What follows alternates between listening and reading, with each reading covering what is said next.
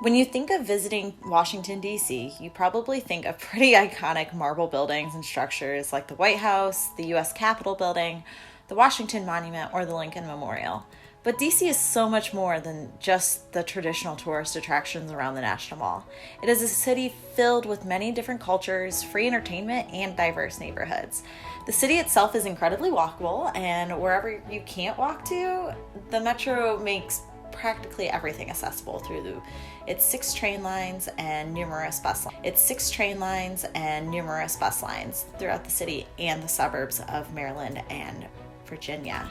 Here are a few of the most underrated, or at least not as commonly thought of, places to visit in DC. To start off our list is Eastern Market. During the week, Eastern Market is an indoor mixed vendor market hosting local meat, cheese, flour, and other shops. On the weekends, there is a year-round farmers market where local art in the forms of prints, vintage maps, clothing, and jewelry, as well as local food and produce can be found.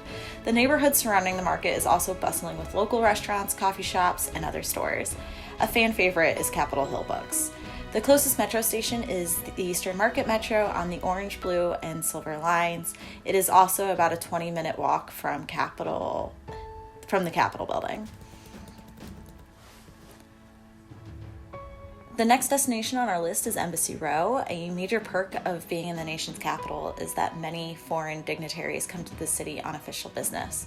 Because of this, DC is filled with beautiful mansions that house ambassadors while they are here. The majority of the homes can be found on the section off of Massachusetts Avenue called an Embassy Row. It is a beautiful area to take a walk or drive at any time of the year. The best way to get there is to arrive at the DuPont Circle metro station and walk along Massachusetts Avenue. In May, many of the embassies participate in an open house where they showcase their own cultures. A lot of people don't realize that DC has its own state park equivalent, but it does. Teddy Roosevelt Island is an island in the Potomac River right across from the infamous Georgetown. It is filled with walking trails and features several types of ecosystems despite being a small island. To get to the island, you actually have to go to Arlington, Virginia at the Roslyn Station on the orange, blue, or silver lines. From there, you can walk to the parking lot and then cross over to the island in about 15 minutes.